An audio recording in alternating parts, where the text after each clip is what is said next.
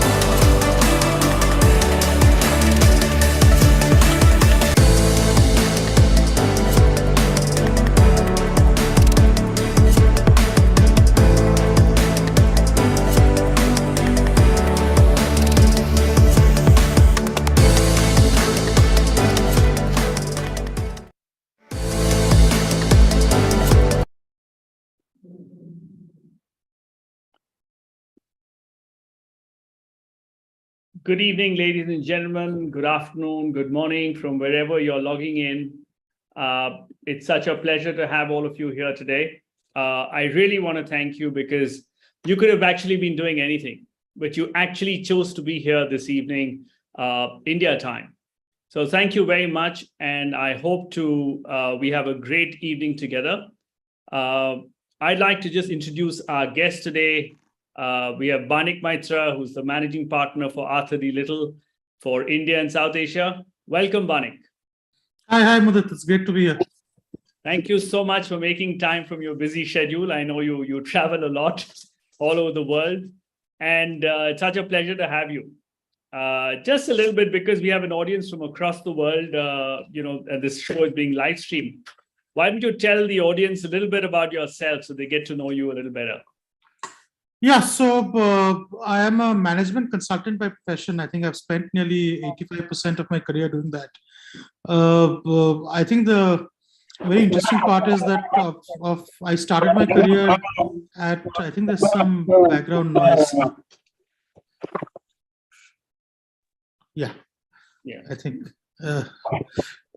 people need to go on mute. Yeah. I started my career, actually, to be fair, on paper, I worked only on 2 companies, right? Because I started my career with McKinsey in 2004, and then I left them in 17-18. I did something called a little bit of a portfolio career for 3 years in the middle when I was doing many things, dabbling in venture capital, startups, also helping a few friends scale up their businesses, helped sell a company to another consulting company called Bain. And then again, my second real full-time job, which I do now, is leading the presence of Arthur Little in India, which is again a management consulting firm, but also a little bit of a startup, right? We're building a new footprint from scratch.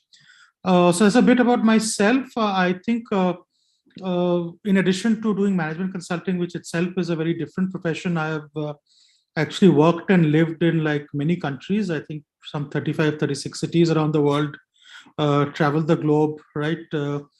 Served clients in right from the US to Africa to Europe to greater parts of Asia and also Australia. So I think except for Antarctica, I've served clients across the world, and I've also had the privilege of working with entrepreneurs, venture capitalists, and friends, right, on different parts of the world. So that's a little bit of my journey.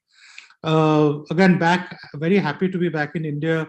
Came back in the middle of the pandemic and being part of the very vibrant industry ecosystem here, which includes startups, funds, and also corporate India, which is preparing for yet another bold leap, right? As India gets pretty close to the $5 trillion aspiration set like 3-4 years back, I think now we are seeing the path towards 10 trillion. So that's what excites me. I think fundamentally being in India, but being global in outlook and footprint is something which I always aspire to. I always learn from people who are working around me, people in India, and notably also internationally, right? Because there are lots of good things to learn from our counterparts in the West and the East, from other emerging markets. And I always believe it's a little bit of that global outlook which has created a lot of opportunities for me, right, as I've moved along in my career. Excellent, Bani. So nice to hear about your global perspective.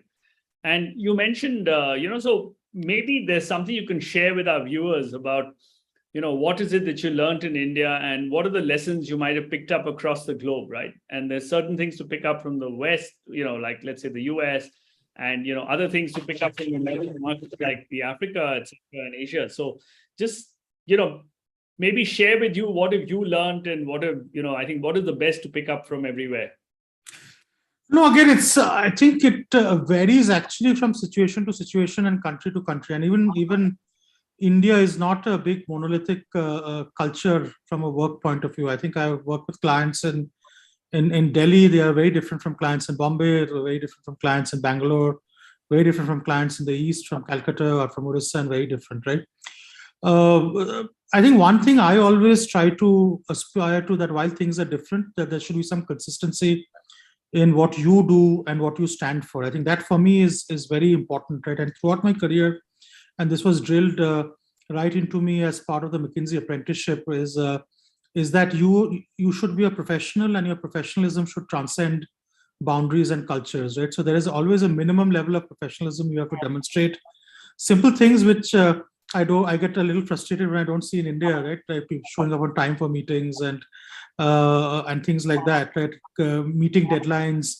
When you commit to a deadline, then you meet it. If you're missing the deadline, give an advance notification that you're missing the deadline. Don't have people ask you or remind you. There are some basic things which get drilled into you. If these get drilled into you early on, I think you pretty much can be effective in any part of the world, right? Because basic professionalism and professional respect is what is the bedrock of it. I think what has fascinated me, I think, around the world is that the recipe for success as a leader or as a business is actually very different. I think that's what keeps me a student of business. I think in India, we are living in an era where if you are not innovative, if you don't change your business model every 3-4 years, you can actually get displaced, right? And the leaders of today can easily become the laggards of tomorrow. But there's also a very important component in India, which I appreciated once I saw differences with other parts of the world, is that working closely with the government and bringing government stakeholders along with you is a very important component of succeeding in business in India. This is not true for at least the West, right, where systems are so well defined and processes are so well managed that this is actually as easy as Googling up something and figuring out how to do. But in India, I think there has to be a proactive engagement with the government. In the West, particularly in most developed markets, I have seen a lot of emphasis on excellence and depth of knowledge and expertise, right, which I think in India we can nurture more of. I think people spend a lot of years building a lot of deep expertise in areas which actually pay off after some time, right? That's what's appealed to me a lot. And this is not just the West, I'm saying it's developed markets, even in a market like Japan, right? I've had the fortune of working with several Japanese corporations, right? You have people who have very detailed expertise and knowledge in areas which they've built over years. And I see a lot of opportunity for us to learn from that, right? At the same time, as I mentioned, that Indians can teach the world how to be flexible, how to be adaptive, how to be innovative, and we can all learn from each other. So again, these are some of the perspectives. It's very hard to nail down what works and what doesn't. But again, you mentioned about Africa. Africa is very close to my heart. I always believe it's like a second home, and must have been in a previous lifetime I must have spent in Africa. But I love Africa because of not only the similarities there are with India, but actually the future potential of the continent, right? And the tremendous potential it can have. And again, my experiences in Africa have also showed me the extent of progress which India has made. Right? We grew up in the India of the 80s and the 90s, and we may now sit and see what's happening in cities like Bangalore. But this was far more frequent in 80s and 90s. I don't think there was an internet or there was not Twitter to complain about it, but we've seen worse. So you can see progress in India. And when I go to Africa, I'm reminded in certain parts of Africa, which seem to be 5, 7, 10 years behind India, it also makes me quietly proud about the progress we've made as a country if you really take a 30, 40-year lens to things. So again, I'm an optimist. I believe glass is half full and not half empty.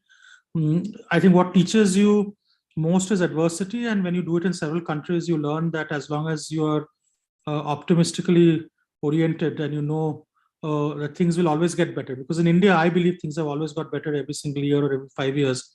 There's a lot for us to learn. I think the biggest, the reason why I'm so positive about India as compared to some friendly or not so friendly neighbors from the north, right, is that the assimilation Indians have for foreign best practices, expertise, technology, and also people is astounding, right? When I am or was building up the practice in ADL, one of my most successful employees is a German colleague I managed to convince to come down to India.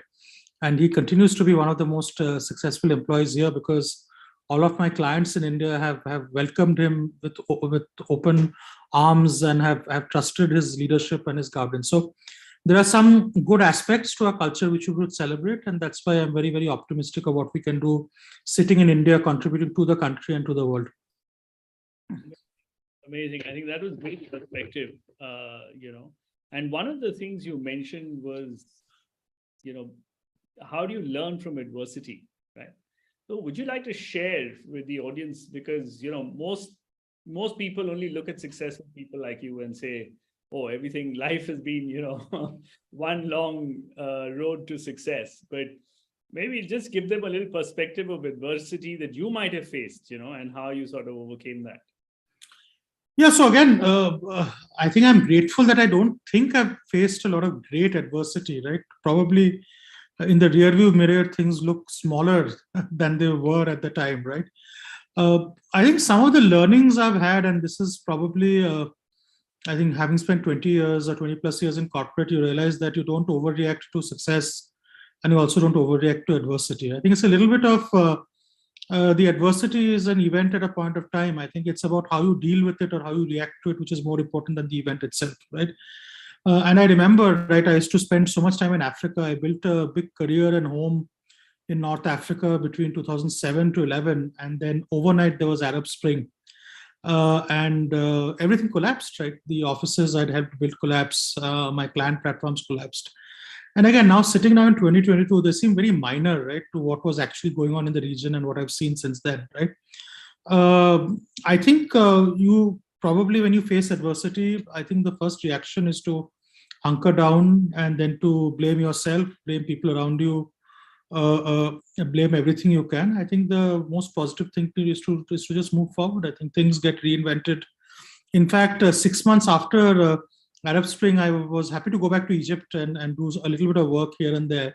But it opened new doors, right? I always believe adversity is just closing down older doors and opening new doors. And if you can just, again, keep a positive outlook and don't allow it to weigh down, it helps. Again, 90% of what happens is how you react to it. It's not the adversity in itself, right? I remember I had a freak, I don't know, I picked up a freak virus, right, in 2018-19, right, doing mountain hiking, which I never do, right, but I did it. And then as an outcome of that, I had to spend like nearly 3-4 months in the hospital, right, which is very unlike me, right? I'm not a person who's ever spent any time in the hospital, right? that's what teaches you that, listen, in an instant life can be gone, right? So it's minor career setback here, there, you don't get a promotion, you don't get a job you like, right? That doesn't really matter, right? It's about how you respond to things, and you have to fundamentally believe that you are living in an opportunity rich world. I think, frankly, for everyone who's living in India today, or living in fortunate to live in developed economies, there are so many opportunities for you to build careers, opportunities to professionally develop, do personal things. If you have an opportunity rich mindset, you will never be weighed down by adversity. If you believe that you've missed something and that's the last door to open for you, it will weigh you down, right? As I've said, adversity has always opened new doors. I think you should just be in the right mindset to look at those doors and walk through them when it presents to them. So that's it. I think in hindsight, to kind of poverty and suffering we see in India and around the world, what we face is nothing, right? So again, there's always a sense of magnitude and a sense of what happens, right? So in hindsight, when people say, what have you learned from adversity? First, I really look down and see, was it really adversity or a minor bump in the road, right? And yes, everyone has been grateful. I am kind. God has been kind that there has not been real adversity. But when it comes, you just take it in your stride and move forward. I think things tend to resolve themselves usually. And it's about how you react to the situation versus what happens in the situation. I think that's a perspective, that people can really learn from. And you've seen it across the world, right? So just learning from whatever there is, looking at having a positive mindset. I think some great takeaways, and especially when you mentioned, a little bump in your career or something that you haven't got. At that point, it seems very large, but in the larger scheme of things, when you look back, right, it really isn't as significant. So I think there's a great learning there for a lot of our viewers, but tell me, across, just shaping your life, have you had, what has influenced you, to become the person that you have been? Is it, have you had some mentors, or have you had some books or some events in your life, anything that's changed, the course of your life, or at least had a significant impact? So when you start your career, it's obviously mentors, right? I think, and you always have mentors who come along, right? I have realized that you should always have an open mind to people who mentor you, right? And I've also realized that mentoring is like stock picking, right? You shouldn't pick stocks. It's better to have funds and portfolios, right? So the bigger group of mentors or networks you have, it's better. And different mentors present themselves at different points of life, right? There are some mentors I have, right? Like, for example, I can also talk about them, right? Like guys like Pramath, right? Who was a partner at McKinsey, now runs Harappa, the founding dean of ISB and all of that. He's been like a mentor for most of my career. Even today, when I want to know something, do something, I'll call him, right? There were other mentors, right, who I was close to, but then who faded away. But then there are new mentors, right? People you meet along the way who have a role to play in your life. So I think you should always be open for mentorship and guidance, and mentors present themselves, and don't be bottlenecked with just a few mentors. So I think mentorship is important, right? But I think for me, what has been more important, and I think it's easier to say it in hindsight, but I've realized, right, over the last 10, 15 years, is that a career is not a straight line, right? It's not about you want to get to X or become Y or do Z, right? It's a lot about the journey, right? And there are several elements of the journey which I have found helpful, right? I think, and fundamentally, I probably accidentally did it. And once I did it accidentally a couple of times, I realized that it's a lot of fun. I've always tried to reinvent myself every 5-6 years, right? And as I said, the first couple of times it happened, it was by accident. Maybe it was adversity, maybe it was just circumstantial. But then I've realized that I've enjoyed the process of reinvention every 5-6 years, right? And this reinvention in my career meant that when I started, I used to love doing work in the transaction space. Then suddenly, when I was in North Africa, I became an advisor to governments. So I found that very helpful. And then suddenly I became a technology guy, right? Because again, I found myself to be very drawn to the entire tech ecosystem. I tried doing venture capital for some time, 3-4 years. Again, and you have to admit to yourself something you're good at and not good at. And I found venture capital to be reasonably boring, right? So again, I think someone should go on mute.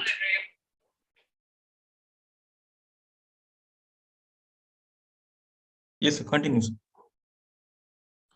Yeah, fundamental philosophy is reinvention, right? Which I think is something I stumbled on accidentally, but has served me well. The second thing which I believe is very important, and maybe the audience here is a lot of middle managers, right? And you're taught, and I know I spoke about building expertise and being good for what you are. That is a very important component, but I have always encouraged people who worked with me to build not just a deep profile, but also a T-shaped profile, right? And I'll try to explain what this T is. I think the I part of the T is very simple, right? It's what you build expertise in, it's what you build knowledge in. And if tomorrow everything you are doing around you disappeared, right? If there was something which could cause you to get a new job or get reinvented, that's the I part, right? So for example, if you're a deep expert in finance and accounting, right, and suddenly your company overnight went bankrupt, right, you know that you could apply to 5 finance jobs and someone will consider you, right? So again, there has to be a part of our lives where we build deep expertise, in a particular area, and then you can keep reinventing that area of expertise every 5-6 years. What is even more important as you want to go up the hierarchy is to build the flat part of the T or the top part of the T.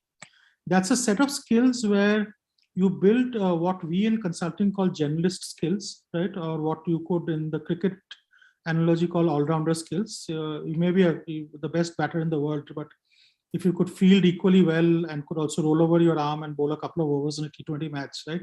You become a far more important player, right, to your team, right, and to your organization. So I always encourage people that while it is important that you focus on areas of expertise or functions or things you know quite well, you should build enough skills amongst yourself, and that's where continuous improvement comes, training comes, so that you can also apply that to other contexts and also take on new challenges, right? Because I think the literature and theory suggests that people who have a learning mindset actually do much better than people who have a fixed mindset. And if you always believe that I'm building skills in not only my area, but in other areas, it helps, right? So again, for all the people who read a lot of management books and do a lot of online courses, right?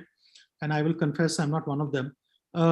Just don't do it in the area you are in, right? Do it in other areas, learn about other things, have a general curiosity of how other parts of your organization are doing business, and try to learn skills, because that's what ports you around, right? It's not what you've done and what you know, because if you look at any CEO of a company, right, not all of them were CFOs, right? Not all of them were chief operating officers, not all of them were CMOs. They all came through different routes, right?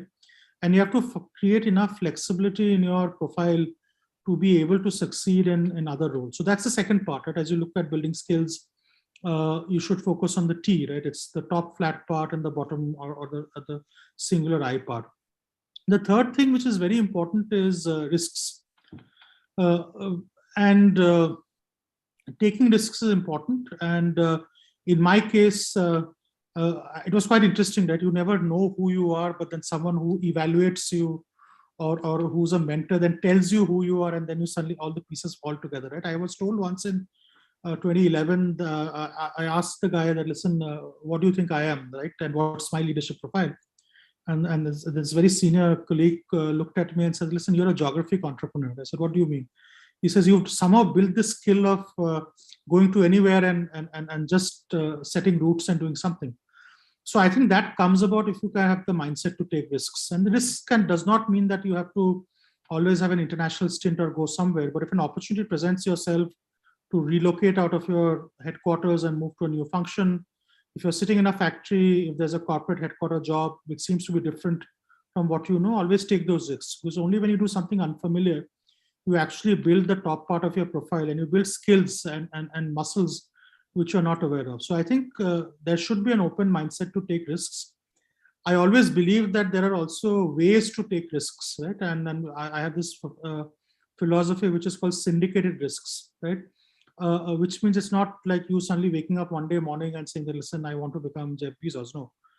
Again, not all of us are built like that, at least not 99% of the population. But if you're taking risks, then you run it by your bosses, see if it's a good deal, get some sponsors and mentors to help you through it. If you're starting up, don't do it on your own, probably do it with a couple of friends. So again, when you take risks, ensure it's syndicated risks. It's not you sticking your neck out to do something.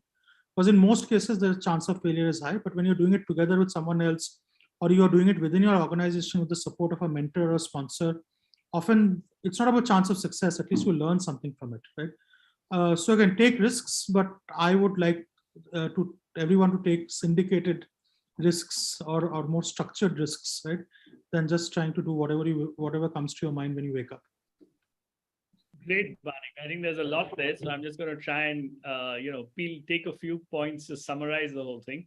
So we started off with mentors, right? And you described in the importance of having mentors and coaches, somebody who, people who've been along the way who can help you align and get to the, get along to the right road. So that was one part. The second part I took from you was the T-shaped career, right? So you have the I, which is your functional expertise, and then you build generalist skills on top of that. So that's what allows you to, actually look at other roles and have a more wholesome personality. The third thing I took away was take risks, but take syndicated risk, which is, spread your risk out. I'm just trying to, in a sense, if it's within an organization, keep people informed. Listen, I'm doing something, and have the blessings to go ahead, right? Or if it's on your own as a startup, you're saying do it with some friends so that it's not always your equity which is at stake, right? I think great, fantastic takeaways. And of course, one more thing that you mentioned was talked about was reinvention of your own career every 5 to 6 years. I think that's what they say today, that even in the Fortune 500 companies, 15 years is the max. Very often you have a completely, if you look at the FANG, the Facebook, Apple, the whole Netflix, Google, all of these are absolutely new companies in the last 10, 15 years, which today occupy the largest capitalization, across. So great. I think some very, very important takeaways there. And one of the things I just like to move on to the next role is next question really is, it's a ladder there, right? It's a pyramid. So what do people need to do? Because I think first, few years is just, I think you just meet your basic targets, etc., and you get there. But then after that, once your middle management and every middle manager is performing, right, and achieving targets, what's going to get you ahead and take you to the C-suite or the CXO role? Kind of. Yeah, it's a very interesting question, right? I don't know what took me ahead, right? So it's again a mystery to me still, right? But I can see at least things I look for when I'm looking to accelerate someone or I'm looking to create opportunities for someone. I think one thing which is very clear, right? And this is, I think, more important than all the functional skills you have, right? I think just commitment. I wouldn't use the word loyalty, but just commitment to whatever you're doing, right? And that commitment should show, right? Because one of the things which people don't realize, the top part of the pyramid or the top part of the ladder, right? It's remarkably lonely, right? And there's no one who's looking to check on you and remind you every day what to do, right? And what people above you are looking for is that, do you have the commitment? Do you have the reliability? Do you have the ownership for you to be entrusted with the responsibility of driving things and leading things versus being told what to do, right? And so again, I think when you're in the middle management and you're looking to exceed targets, I think the mindset shift you need to make is, why don't I define targets which are not being set for me, right?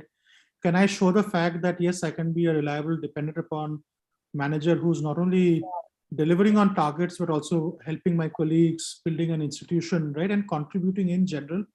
And then there's a sense of ownership, which means that I don't need to be told what to do. So that's one of the first important things. I think it's a combination of commitment, ownership, right? Demonstration of that, right? And people fundamentally believing that you can be delivered and may not need to be micromanaged, right? So again, at that level, that's one of the first shifts, right? Which is needed. I think the second thing which I have valued a lot in my profession, and this may not be true for every profession, but I lay it out there. I think there's an element of intellectual curiosity, which is very important to be a future leader, right? And for me, right, someone who's a mid-level manager to someone who's a leader, I think one of the most interesting traits and characteristics which differentiates these two lots is the element of intellectual curiosity someone has how they use that intellectual curiosity, and do they have the ability to bring that up in their own personal lives and demonstrate it in their lives. So I think that's very important.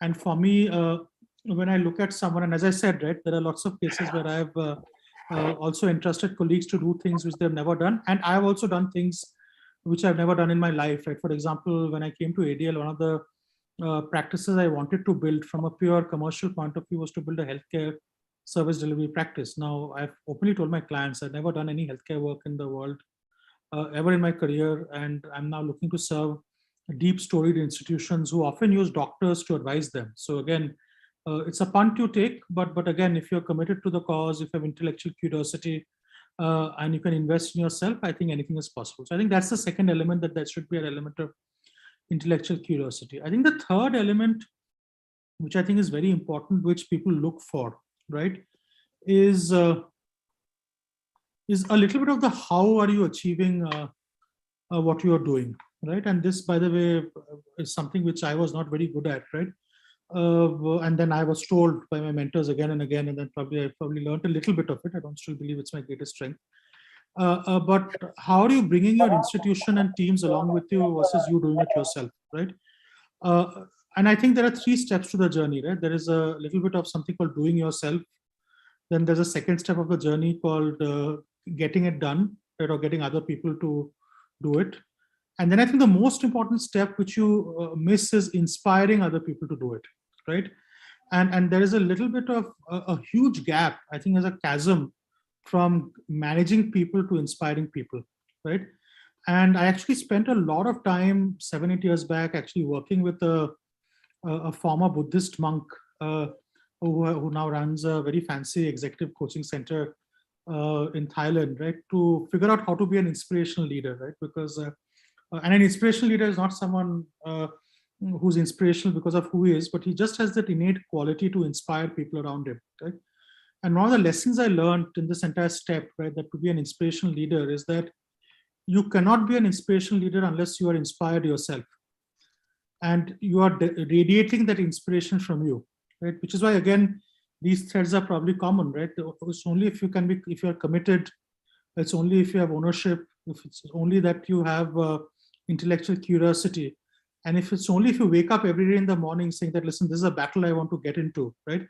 Can you be inspired, right? So the first step of inspiring people is to be inspired yourself, right?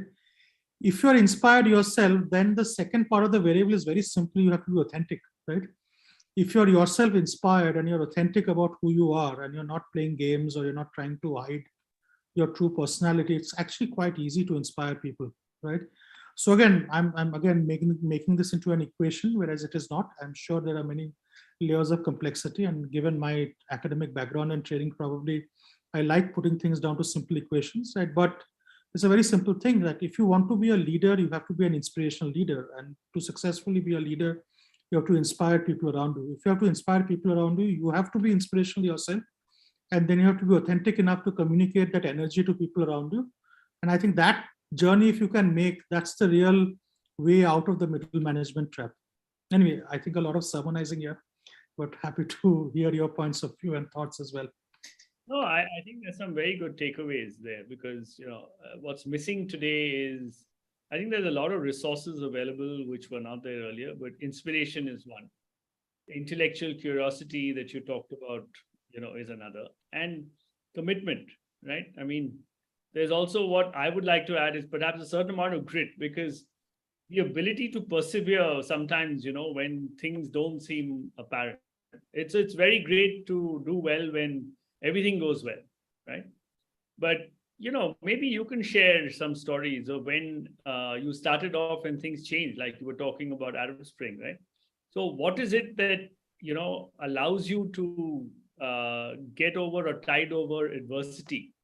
What are the kind of attitudes that help, especially leaders who get on the path and then have to find that things aren't as great as they were as they thought it would be? No, so I think it's a little bit of contrasting things you can do, right? And again, I have done some of it and not done some of it, right? See, first of all, if you believe in the cause and if you believe that what you did was not wrong, but an outcome happened which was adverse due to other things, then that's a very easy explainable thing to do, is to just continue your path, right? I think I see 80% of people doing, and these are simple things, right? You were expecting a promotion, and then so 5 people got together and decided that you did something wrong, and then someone came and told you that, okay, just continue doing what you're doing, in 6 months you will get it. So those, I think, is actually quite easy, and it's quite easy to actually not get demotivated if you fundamentally believe in the cause and you're committed and all of that, and you have built some perspective. I know it's easier said than done, but that, I think,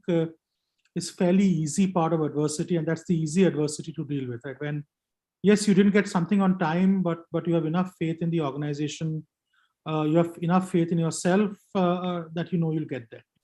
I think the tougher part is knowing the right time to give up something where, even though you've tried very hard and you've not seen outcomes, it's now time to cut your losses and get away and move out, right? That, to me, is something I struggle with, right? Because again, as you've seen from my career trajectory of nearly 20 years, I've only worked in 2 companies, right? So I think one of the biggest criticism I have of my own career is that I wish I could have worked in at least another 5, 6 more companies to learn more, right? And I think the harder part to do, and I don't know what the formula or the success path is know when you are on a path which is not going to lead anywhere, and then have the maturity and maybe the zenness of discarding it, right?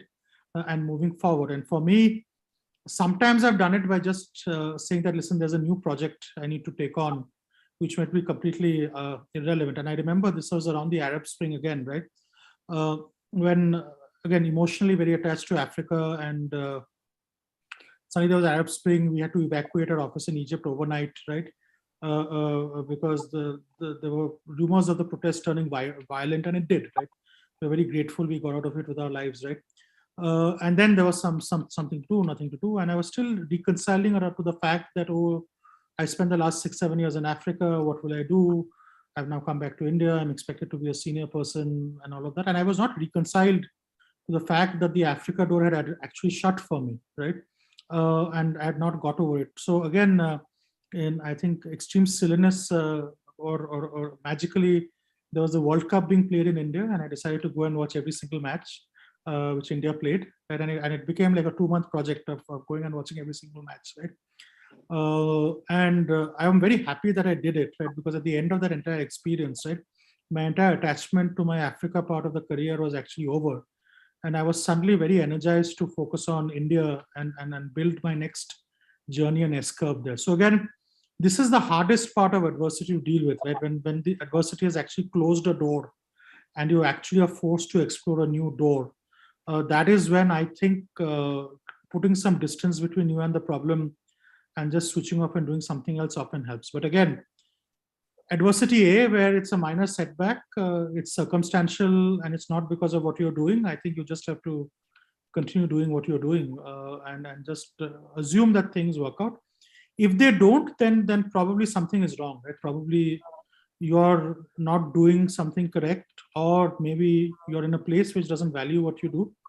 But then at least you know what coming on. But if it's something else, right, where it's at least your failure, and it's a choice which you've made which doesn't suit you, and you're not beginning to see that, right? Or there's something beyond your control, I think you have to just put some distance between it, and then hopefully you will see the new door opening up, right, as you see this door shutting behind you. Absolutely. I think very well put. So, the takeaways for me there is, if you think you're doing the right thing, continue. And if you think that, things are suddenly going awry and you're very invested in it already, perhaps there's time to, sort of step back and put, like you said, put some distance between that particular event and yourself, and perhaps the perspective, right?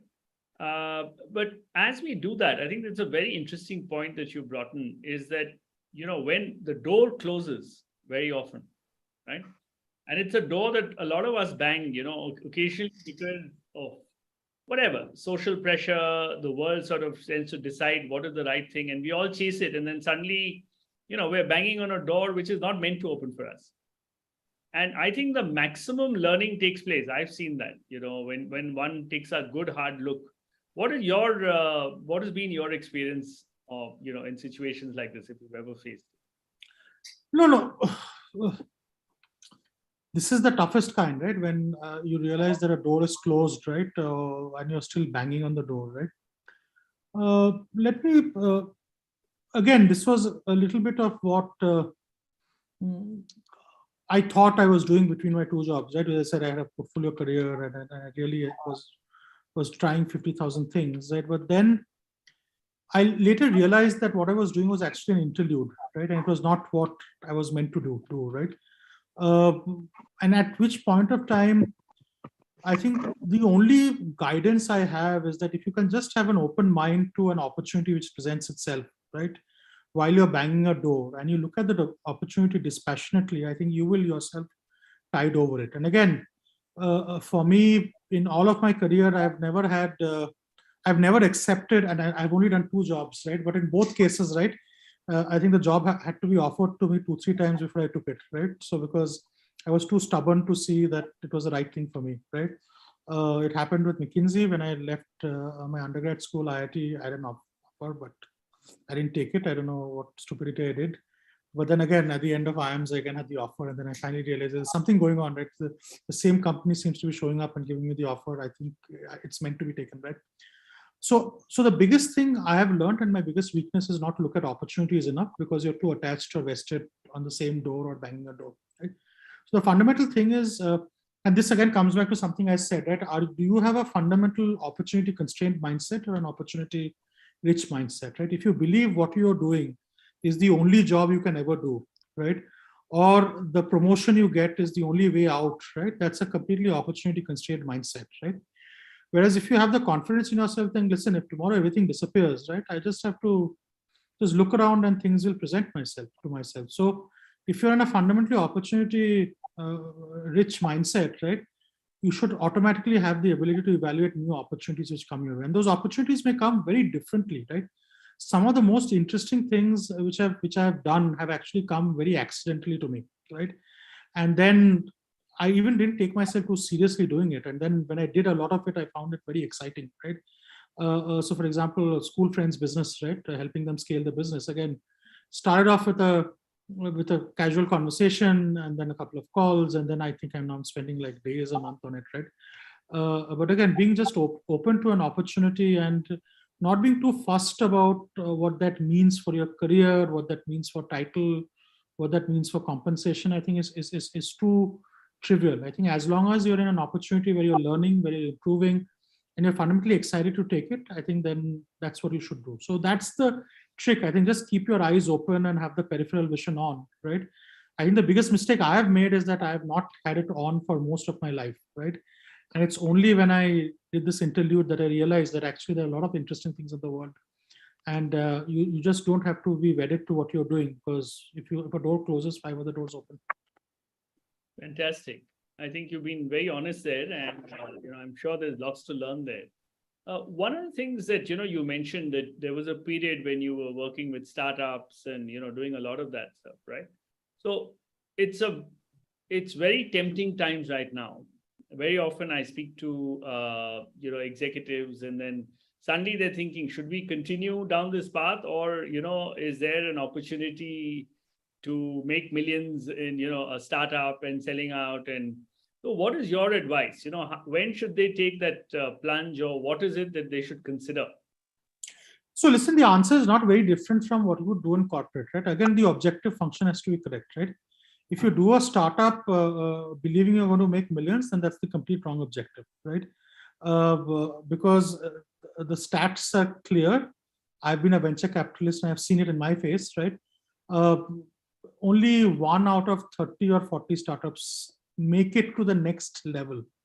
Forget about being successful, right? So if you made a startup and then you got some friends and family to invest, and you want to get to an institutional check, right, which is not successful by any means, the odds are 3%. And then from every step from there, the odds are another 3%, right?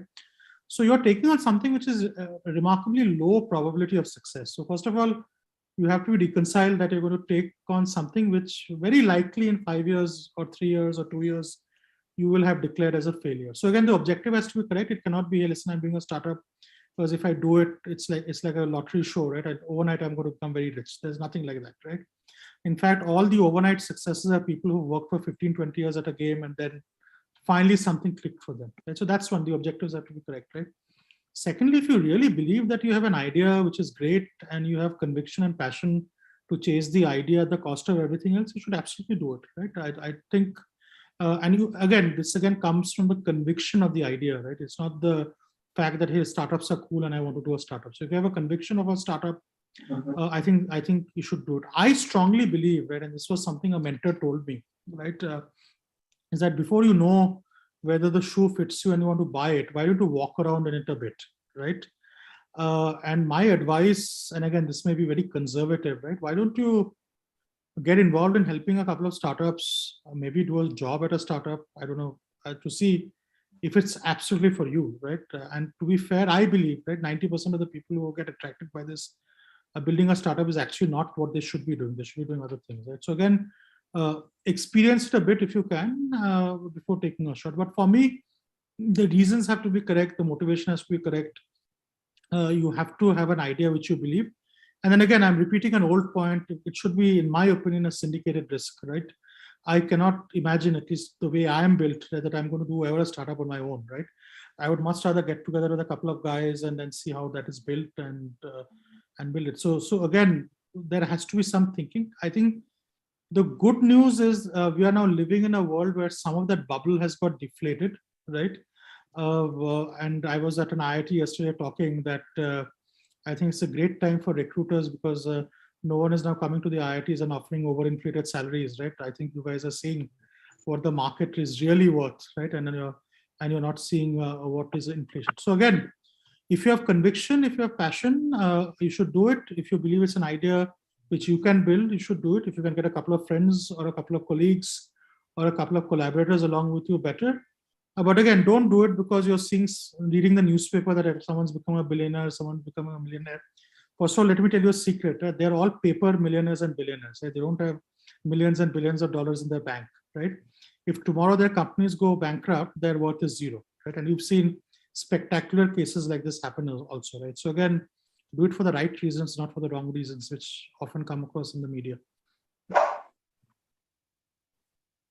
I think doing it for the right reasons and having conviction of the idea is what the takeaway really is, because it seems to cross a lot of people these days, right?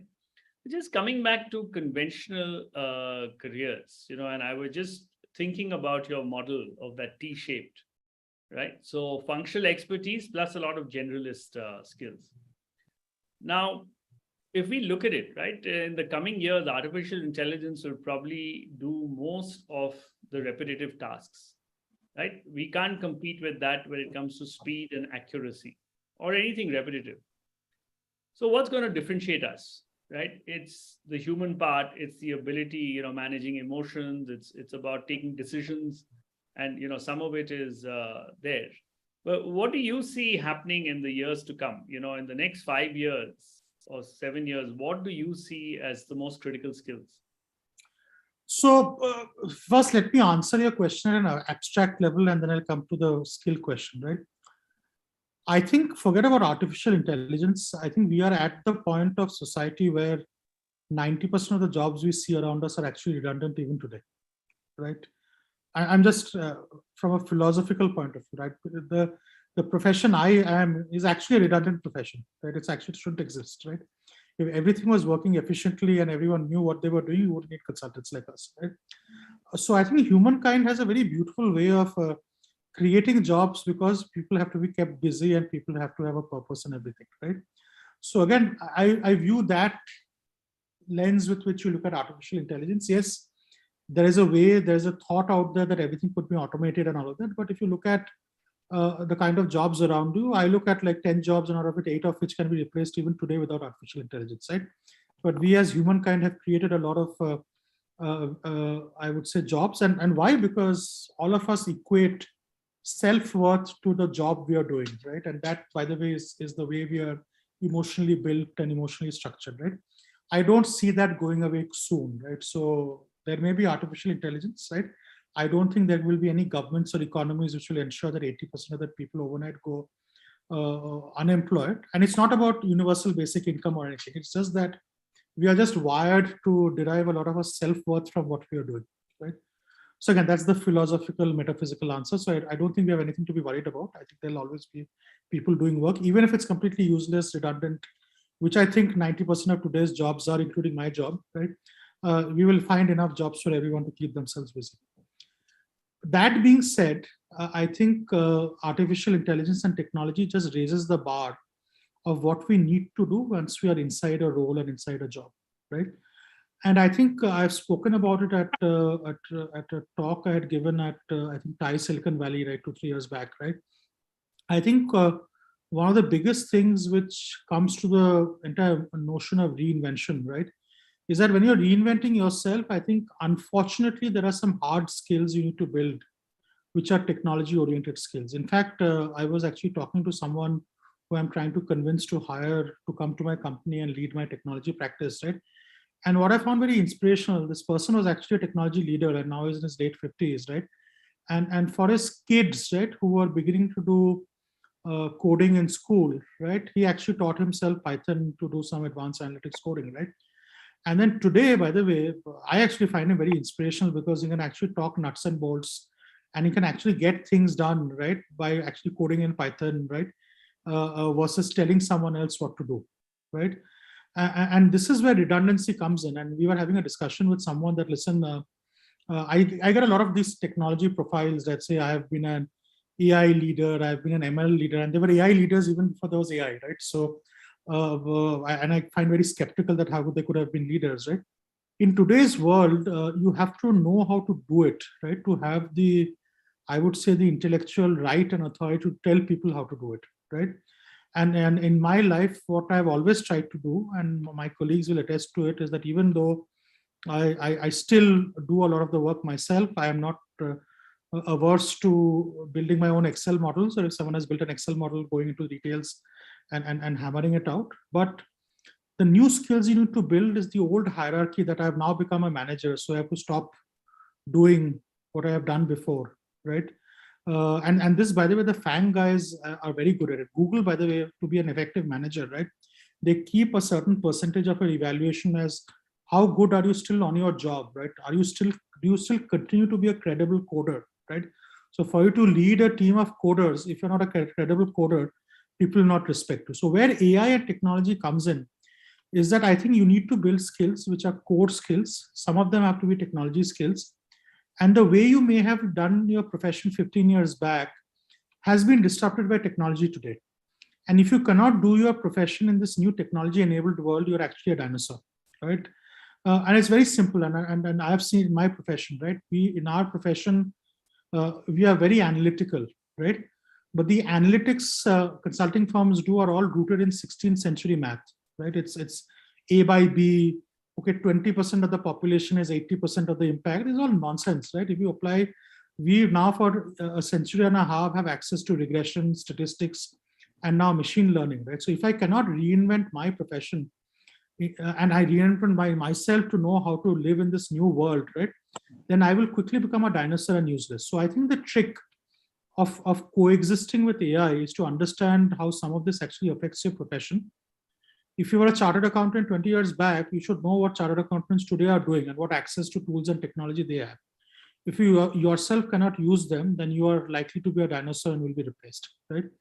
So again, while repeatable tasks get replaced, I think AI and technology is reinventing every single profession, every single job description, every single role. And if you think you know what people underneath you are doing because you did it 20 years back, you're completely wrong. So I think the onus is on the middle manager to reinvent himself. There are ways to do it, and I'm not saying everyone has to go and sign up for Andrew Ng's introduction of machine learning course at Coursera, which I signed up for and have a certificate to show for, because one of the most interesting things I've done in the last 5 years. But again, you have to reinvent yourself. You have to reinvent your own profession. If you believe you're an accounting person, you should understand how accounting works in the new world, right? You should understand how accountants today do their jobs, what kind of tools they use, what kind of software they use, right? So I think that is where I think AI comes in. And if you don't reinvent yourself at a faster pace, even in the I part of your profession, you'll become useless. So again, that's the practical side. I think it's about knowing how your profession is being conducted in today's day, right? And actually knowing how to do it, right? The way it is being done today versus having preconceived notions of the way it's done, right? And this is where I was having a debate as to why do law firms don't become institutions like a lot of other places, because they actually don't have this culture, at least in a lot of storied law firms, right? And that I joke with some lawyer friends I have, is that your senior most person in your firm has not seen the inside of a courtroom for the last 20 years, right? So how can that person actually pretend to lecture a new lawyer who's today doing a Zoom call with a judge and doesn't know how basic things have changed? So you have to keep up to space. Technology is disrupting every single profession, and unless you know how to do it, you will then become redundant, though the job will not be redundant. So I think the clear takeaway there is to be, very up to speed in the most contemporary way your profession is being conducted today, and have an element of technology, there, so that you're at the cutting edge yourself. One other thing is that today, as a leader, whether you have to inspire people or, even if you're a technologist or whatever, right? So this whole inspiration piece really comes in from communication. How important do you think, because you talked of inspiration, you talked about, looking ahead, reinventing yourself, etc. But how important do you see is the element of executive communication to inspire, to get work done, and actually move to the next level? I think communication is the most underrated skill and the most important skill which differentiates, I would say, great leaders from people who are just managers. And again, there is the hygiene part of it, and then there is the extra X factor part of it, right? I think I still am a little old school that when someone communicates to me, and it's not orally, it's written, right? I expect people to be to the point, sharp, no grammatical mistakes, no spelling mistakes and things like that. And everyone knows, and I see some familiar faces on this call, is nothing gets me more irritated than sloppiness in communication, particularly written, right? So there is, I think, and this is something you should learn in the early stage of your career, right? That if you don't know how to write and write with accurate language, grammar, I'm not saying it's about fancy words, right? It's just basic accuracy and it's basic consistency, basic no typos, no spelling mistakes, right? I think this, by the way, gives a very good insight into the person, because it suggests how organized that person is. Is the person detail oriented, right? Does the person have the ability to catch mistakes versus not? So again, that to me is foundational, and I see that to be an increasing source of frustration for me. Maybe I'm old-fashioned. Maybe 50 years later, people will have softwares which autocorrect incorrectly written emails or incorrectly written briefs and all of that. But at least in today's world, it's something which really gets me off, right? So that's the negative side. And again, some familiar faces on the call may be smiling, right, when I talk about this, right? There is nothing which irritates me more than a spelling mistake or a grammar mistake, right? Or a misplaced comma somewhere, right? Now let's get to the serious part of it. I think, why is communication important, right? And for me, communication is very intrinsically linked with authenticity. If you're authentic, then you should be able to communicate authentically as well, right? And for me, one very simple tool which I keep telling people, and this is again years of consultant training, right, is the pyramid principle and the 30-second rule, right? If you had only 30 seconds to tell your boss or tell your CEO, right, what you need or what he needs to know, right? And we call it the elevator's pitch, right? Imagine you're trapped in an elevator with him, right? And in the period of the ride, you have to tell him what to do, right? I think forcing yourself for every single situation to prepare, and it only comes with practice, is to prepare and practice the so-called elevator pitch is very important.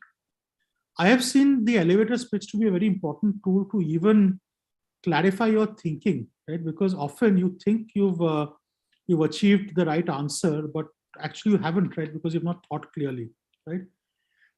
The other thing I really believe, and this maybe I'm old-fashioned, there's nothing better than writing.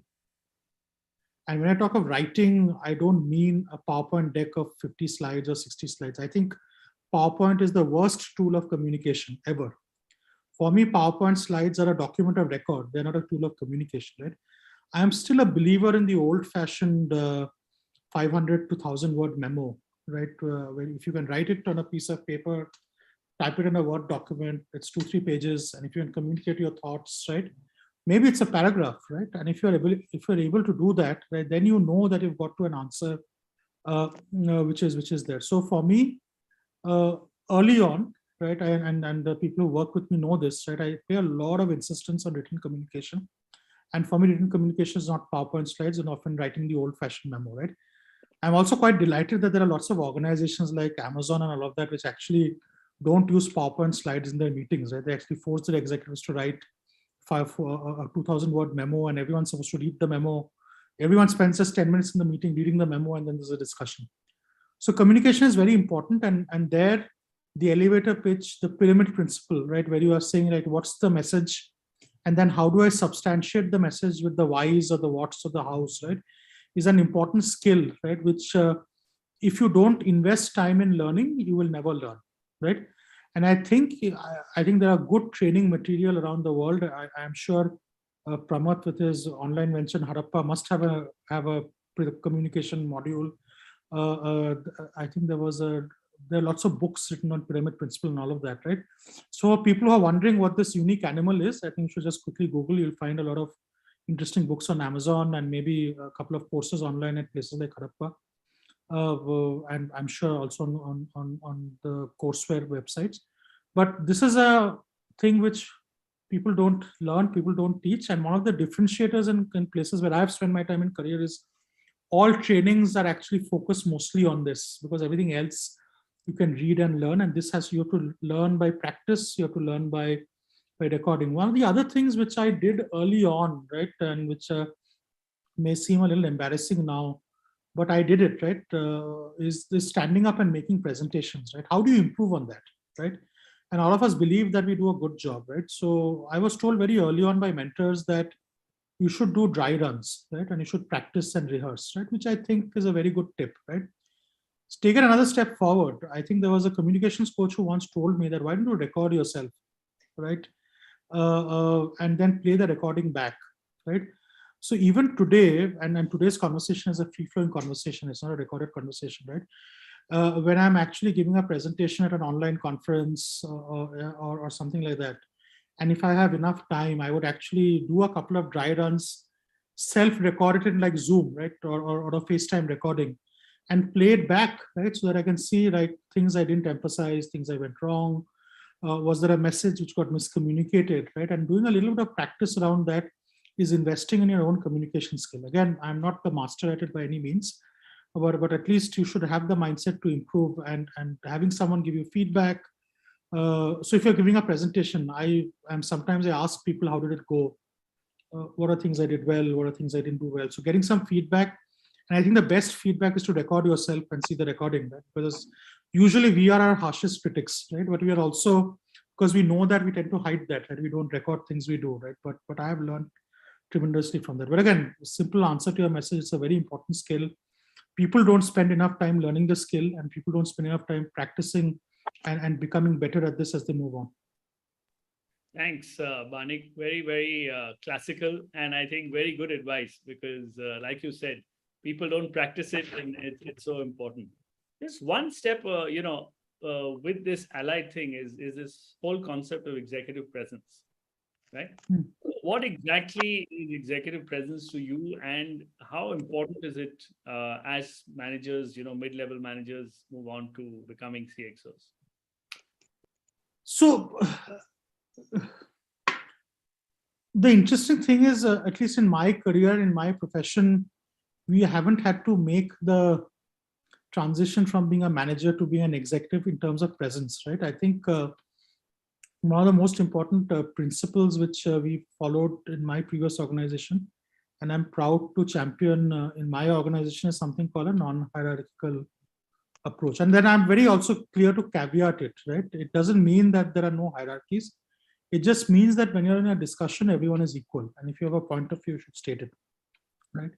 And if there is no right you have to not state a point and then complain about it later, right? So when you don't contribute to something, then it means that you agree to everything which said, and then you can't later say I didn't agree with it, right? So for us, I think we are actually trained from day one to speak our minds, right? In fact, there's a very consultant language for it. It's called obligation to dissent, right? And in fact, in our profession, we actually measure our people on it, right? Is this person high on obligation to dissent? Is this person low on obligation to dissent, right? So for me, one of the most important elements of executive presence is actually to ensure that your point of view is heard, while you listen to other people and have the ability to, I would say, incorporate their feedback. And for me, it's a little bit of trade-off between two extremes, right? One is an extreme obligation to dissent, where you become the classic argumentative Indian who's saying no to everything. People don't like leaders like that, right? To the other extreme, which I call the compliance mindset leaders, right? People who are saying yes to everything, right? They're saying yes to their bosses, they're saying yes to their team members, right? I think one of the biggest shifts you have to make in executive presence is having the right balance of obligation to dissent and also the openness to change your point of view, and sometimes show compliance, because there may be someone who knows more than you or who knows better just because that person has seen something. So for me, the trick about executive presence is to know that you are someone who is not afraid to speak their minds. You are someone to take leadership and take control of a situation. But at the same time, you have the humility and the ability to listen to your team and correct yourself when you're wrong, right? And by the way, I've seen this in great institutions in India as well, right? One of the things which fascinates me about companies like Reliance is the pace at which they do things, right?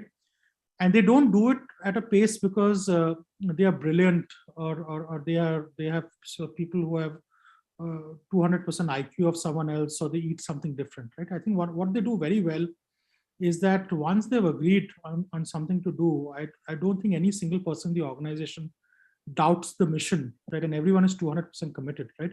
And the leadership of the top actually demonstrates and showcases, right, this entire, I would say, role modeling, which is important, right? But also what is important I've seen in companies like Reliance, right, is that when they make a mistake, right, they also course correct very quickly. And with that same energy and enthusiasm, they will, within a month, do the exact set of opposite things which they did the previous month, right? And I think you need to have adequate executive presence to be able to inspire your organization to completely move from left to right, right, within a matter of time. And that will only happen if there's a healthy mix and obligation to dissent and openness to listen, openness for ideas, right?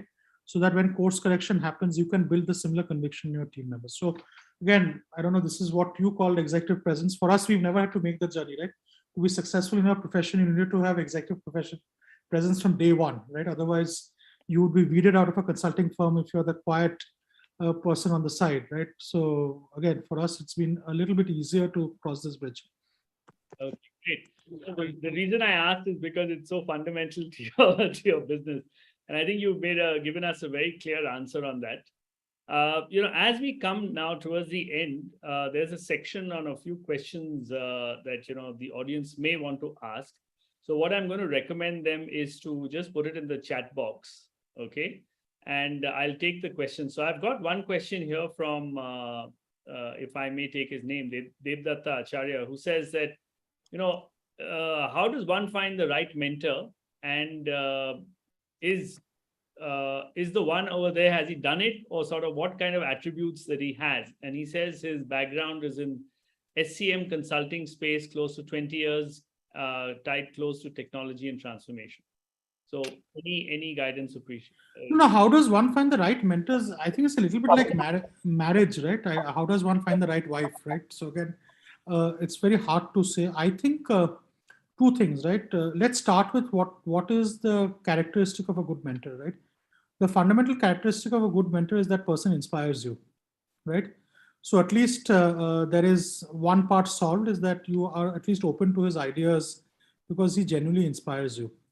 The second thing, which is very important, is that you have some basic trust in that person, is that the person is going to give you objective advice and not give you self-centered, self-serving advice. So that's a very important element of trust which you need to have in the individual, right? So again, this is when you have 4 or 5 individuals which you think could be mentors, but for me, they have to be able to have the ability to inspire you. They should be accessible, and you should trust them enough to know that their advice is coming from a point of caring and not from a point of self-interest. Now, in terms of process, how do you seek them out? I have never seen people who come and say, listen, I want to be your mentor, right? I think then this is where the analogy of marriage or dating comes. I think you have to approach them yourself, right? And say that, listen, I really look up to you. Would you mind being my coach or being my mentor, right?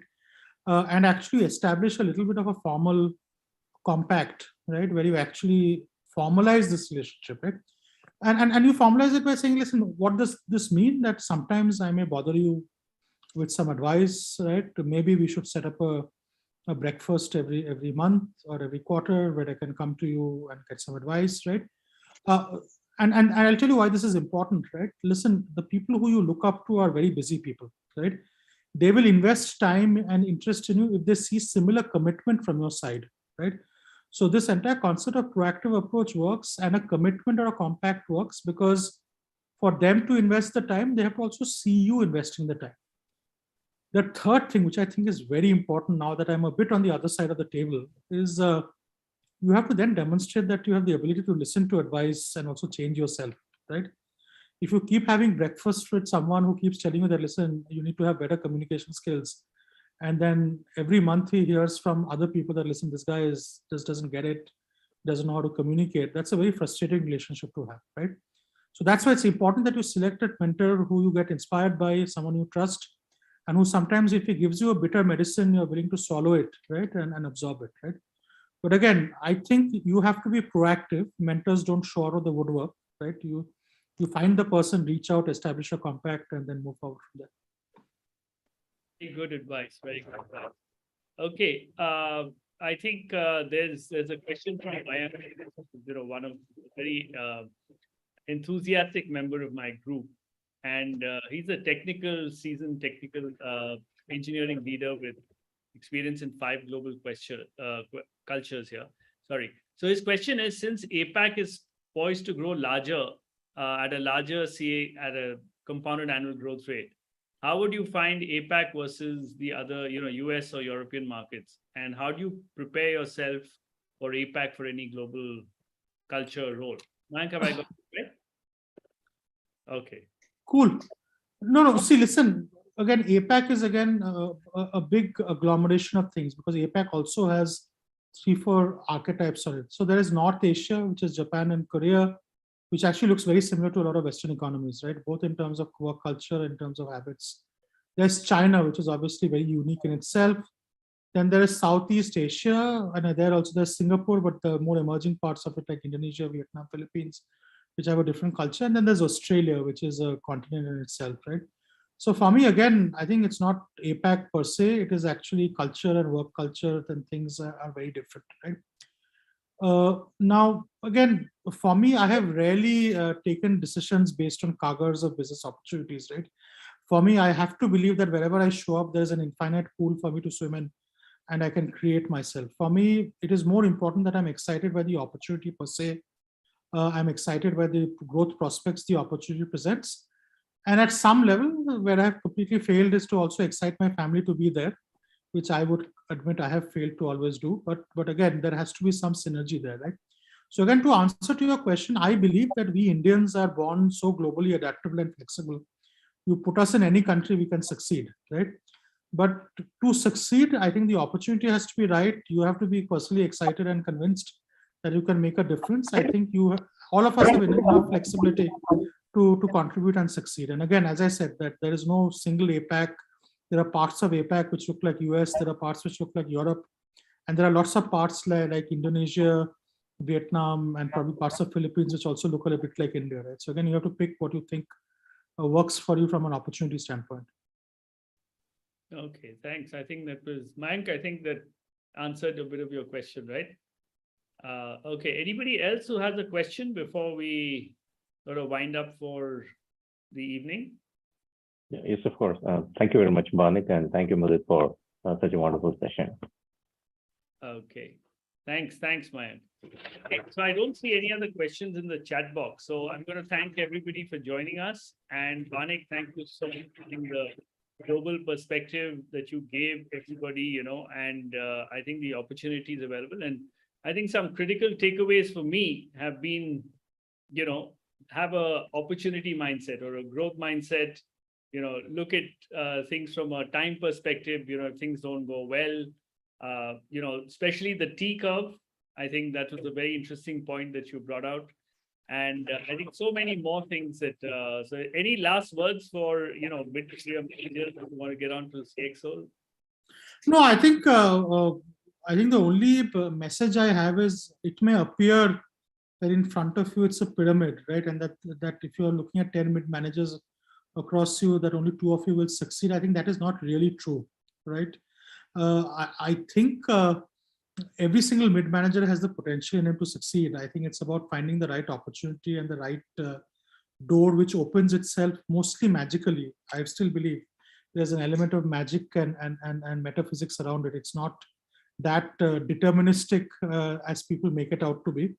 I think as long as you are reconciled to the fact that that at the right time an opportunity will come in front of you, I think you can enjoy your career far more than getting into a rat race saying that, listen, now I am a VP, 2 years from now I should be a senior VP, 4 years from now to be a president, right? I think that's where you make life difficult for yourself, right? And you create an unfair expectation, right? Again, happiness is all about the gap between expectations and reality, right? So if you can keep the expectations flexibility, the reality usually morphs itself around what you think you should be doing versus what you need to be doing, right?